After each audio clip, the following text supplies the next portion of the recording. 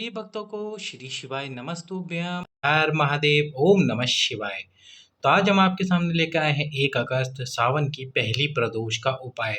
सावन की ये पहली प्रदोष आपके जीवन में सभी मनोकामनाओं को पूर्ण कर देगी। महादेव की 5 बेटियों का नाम लेकर आपको ये छोटा सा उपाय करना है। उपाय आपको कैसे करना है आप वीडियो में देखकर भी इस उपाय को समझ सकते हैं, पर पहले हम आपको उपाय को समझा देते हैं। तो उपाय आपको करना कैसे है वो हम आपको बताते हैं। आपको 5 बेलपत्र की आवश्यकता पड़ेगी और प्रदोष काल में आपको ये उपाय करना है, और साथ में 2 कलश जल। 2 कलश जल की आपको आवश्यकता पड़ने वाली। आपकी जो भी मनोकामना है वह पूर्ण अवश्य ही होगी, वो भी सावन समाप्ति से पहले पहले। तो क्या करना है आपको, 5 बेलपत्र भगवान शंकर की 5 बेटियों का नाम रट लेना है आपको, जो कि है जया, विशरा, शामली वाली, दौतली और देव। ये महादेव की 5 बेटियों का नाम है। अब आपको किसी भी वृक्ष के नीचे या फिर किसी भी वृक्ष के नीचे आप ये कार्य कर सकते हो, नहीं तो फिर आप अपने घर में किसी भी गमले में ये कार्य कर सकते हो।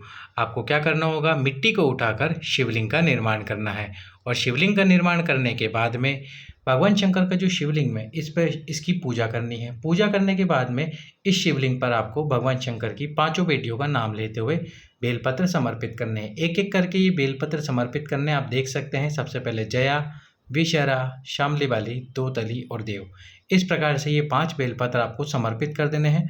5 बेलपत्र समर्पित करने के बाद में 2 कलश जल एक साथ एक ही दार बनाते हुए समर्पित करना है। और जब 2 कलश जल समर्पित करोगे तो आपको तुमरुकेश्वर महादेव और कृष्णेश्वर महादेव, यदि आपकी इच्छा संतान या वंश की है तो तुमरुकेश्वर महादेव और कृष्णेश्वर महादेव का नाम अवश्य ही लेना है। और इसके साथ ही यदि आपकी इच्छा धन प्राप्ति की है तो कुबेर भंडारी कुबेरेश्वर महादेव का नाम लीजिए, और यदि कोई रोग है तो कुंदकेश्वर महादेव का नाम लीजिए। इस प्रकार से आपको जल समर्पित कर देना है। फिर आपको ये 5 बेलपत्र उठा लेने हैं। 5 बेलपत्र उठाकर अपने पास में रख लेने हैं, और इनको कितने दिनों तक आपको अपने पास में रखना है, लगभग 2.5 महीने तक। 2.5 महीने तक जो भी माता बहन है अपने पास में इन बेलपत्र को रखिए। आपके जीवन की सारी समस्याएं या आपकी जो वंश वृद्धि नहीं हो पा रही है, केवल और केवल 2.5 महीने में आप वंश की वृद्धि करोगे, गर्भवती की न्यूज़ सुनोगे। दूसरा उपाय, अब आप पूछोगे ये उपाय करना कब है। वैसे तो आप ये उपाय कभी भी कर सकते हो, पर प्रदोष काल में ठीक 6:55 पर यदि आप ये उपाय करते हो तो निश्चित रूप से आपका ये उपाय सफल होगा। दूसरा जो उपाय है वो भी हम आपको दिखाई देते हैं कि आपको करना कैसे है। ये उपाय मनोकामना पूर्ति उपाय है। ये उपाय भी आपको प्रदोष के दिन करना है। प्रदोष के दिन कैसे करना है, 1 बेलपत्र ले लेना है, 2 बेलपत्र लेने हैं। 1 बेलपत्र के ऊपर आपको रखना है सफ़ेद पुष्प, और 1 बेलपत्र के ऊपर रखना है आपको लाल पुष्प। लाल पुष्प वाला बेलपत्र जो माता अशोक सुंदरी है, पुष्प और बेलपत्र वहाँ पर समर्पित करना है एक साथ। आप देख सकते हो वीडियो में, इसी प्रकार से आपको समर्पित करना है बेलपत्र और पुष्प। बेलपत्र के ऊपर पुष्प रखकर माता अशोक सुंदरी के स्थान पर समर्पित करना है। यदि तुमरुकेश्वर महादेव के नाम से समर्पित करोगे तो आपकी संतान की कामना पूर्ण होगी। कुबेर भंडारी के नाम से समर्पित करोगे तो आपकी धन की जो कामना है वह पूर्ण होगी। और दूसरा जो बेलपत्र और पुष्प है सफ़ेद, वो आपको भगवान शंकर के शिवलिंग पे समर्पित करना है। जब भगवान शंकर के शिवलिंग पे भी समर्पित करोगे तो आपको तुमरुकेश्वर महादेव का स्मरण जरूर करना है। इस प्रकार से आपको ये सफ़ेद पुष्प और लाल पुष्प वाला उपाय करना है। ये भी आपको प्रदोष के दिन करना है, तो आप दोनों में से कोई भी एक उपाय कर सकते हो। दूसरा जो उपाय है वो है मनोकामना पूर्ति उपाय। 2 दीप आपको इस प्रदोष पर, सावन की प्रदोष पर 2 दीप प्रज्वलित करने हैं। और ये दीप कहाँ पर प्रज्वलित करने हैं, तो आपको 2 दीप ले लेने हैं, और ये दोनों दीप आटे के हो, मिट्टी के हो, जिस किसी के भी आप लेना चाहे ले सकते हो। दोनों में आपको गोल बाती लगा देनी है। सबसे पहला दीप आपको बेलपत्री के वृक्ष के नीचे प्रदोष काल में प्रज्वलित करना है। प्रदोष काल में प्रज्वलित कीजिए बेलपत्री के वृक्ष के नीचे, अपनी मनोकामना बोलते हुए। जो भी आपकी मनोकामना है उस मनोकामना को बोलते हुए ये पहला दीप प्रज्वलित कर दीजिए। दूसरा जो दीप है आपको वो भगवान शंकर के मंदिर में शिव जी के सम्मुख में, जैसे आप यहाँ देख रहे हो शिवलिंग के सम्मुख में दीप प्रज्वलित करना है। और इसमें घी कौन सा डालना है आपको, इसमें डालना है गाय का घी। गाय का घी डालना है। प्रदोष काल में ही ये 2 दीप आपको प्रज्वलित कर देने हैं। प्रदोष काल में ये 2 दीप प्रज्वलित कीजिए। दूसरा दीप भगवान शंकर के सम्मुख में जल प्रज्वलित करना है और आपको आपकी मनोकामना बोलनी है। अपनी मनोकामना बोलते हुए आपको ये दूसरा दीपक प्रज्वलित कर देना है। बाबा महादेव, बाबा शंकर आपकी उस कामना को, उस मनोकामना को पूर्ण अवश्य ही करेंगे। अब हम चलते हैं इस वीडियो के अंतिम उपाय की तरफ।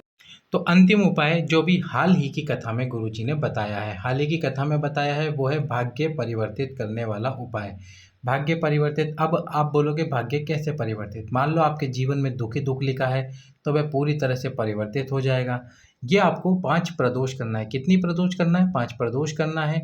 यदि 5 प्रदोष आपको ज़्यादा लगती है तो 3 प्रदोष कर लीजिए, 3 भी ज़्यादा लगती है तो 2 ही प्रदोष आप इस उपाय को कर सकते हो। भाग्य परिवर्तित, जिन माताओं बहनों के जीवन में दुख ही दुख है, वे एक बार इस उपाय को अवश्य करें। जिन माताओं बहनों के संतान प्राप्त नहीं है, तो अपने भाग्य परिवर्तित करने के लिए भाग्य परिवर्तित करने के लिए, भाग्य में संतान के लिए भी ये उपाय कर सकते हैं। जिन पुरुषों के भाग्य में धन नहीं लिखा हुआ, कर्जा बढ़ता ही जा रहा है, वह भी एक बार उपाय अवश्य ही कर सकते हैं। तो आपको क्या करना होगा, एक बेलपत्र ले लेना है। अब इस बेलपत्र को लेकर सबसे पहले क्या करना है, श्रम्बेश्वर महादेव के नाम से, किसके नाम से? श्रम्बेश्वर महादेव के नाम से इस बेलपत्र के ऊपर आपको कनेर के कुल 7 पुष्प रखने हैं। कितने पुष्प रखने हैं? कनेर के कुल 7 पुष्प रख देने। इस प्रकार से 7 पुष्प श्रम्बेश्वर महादेव के नाम से।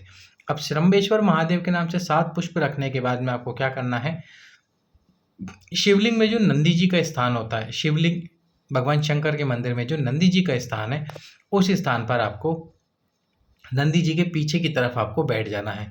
जो नंदी जी होते हैं शिवलिंग, शिव मंदिर में, तो नंदी जी के पीछे की तरफ बैठकर आपको ये उपाय करना है। सबसे पहले बेलपत्र पे 7 कनेर के पुष्प रख लीजिए। कनेर के पुष्प रखने के बाद में सबसे पहले तो आपको श्रम्बेश्वर महादेव का नाम लेते हुए, पहले बेलपत्र पे कनेर का पुष्प रखने के बाद 5 बार श्री शिवाय नमस्तुभ्यम बोलना, अपने हाथ में बेलपत्र और कनेर को पकड़कर नंदी जी के पीछे की तरफ बैठना है। यदि शिव मंदिर में जगह ना हो नंदी जी के पीछे की तरफ बैठने की, तो आप फिर शिव मंदिर में नंदी जी के पीछे खड़े होकर भी इस उपाय को कर सकते हो। तो सबसे पहले बेलपत्र के ऊपर कनेर के पुष्प रखने के बाद उस बेलपत्र को, ये जो माता अशोक सुंदरी का स्थान है, यहाँ पर आपको स्पर्श कराना है श्रम्बेश्वर महादेव के नाम से। श्रम्बेश्वर महादेव के नाम से स्पर्श कराकर फिर उस बेलपत्र के ऊपर जो आपने कनेर के पुष्प रख रखे हैं, उन सभी को एक साथ श्रम्बेश्वर महादेव के नाम से शिवलिंग पर समर्पित कर देना है। समर्पित करने के 5 मिनट बाद जो बेलपत्र है उसको आपको शिवलिंग से उठाना है और अपने पास में रख लेना है। 3 प्रदोष या 2 प्रदोष के इस उपाय को, जो बेलपत्र आप लेकर आओगे शिव मंदिर से अपने पास में रखना है। 3 प्रदोष करोगे तो 3 बेलपत्र, 2 प्रदोष करोगे तो 2 बेलपत्र। तो इस प्रकार से जितने भी प्रदोष आप ये उपाय करोगे, उतने बेलपत्र अपने पास में, अपने घर में, अपने पास किसी भी पात्र के अंदर रख लेना। बाबा श्रम्बेश्वर महादेव का प्रतिदिन स्मरण करना। वीडियो को यदि अभी तक लाइक नहीं किया है, वीडियो को लाइक करके चैनल को सब्सक्राइब कर दीजिए, वीडियो को शेयर कर दीजिए। अपने पास में पात्र में रखना। जैसे ही आपकी कामना, आपका भाग्य परिवर्तित हो, फिर उन बेलपत्र को वापस से शिव जी के ऊपर समर्पित करके आ जाना, शिव जी का धन्यवाद करते हुए। तो इस प्रकार सावन की पहली प्रदोष यानी कि 1 अगस्त के दिन प्रदोष काल में कीजिए ये सभी उपाय। बाबा आपका भाग्य पूरी तरह से परिवर्तित कर देगा। सभी भक्तों को श्री शिवाय नमस्तुभ्यम। हर हर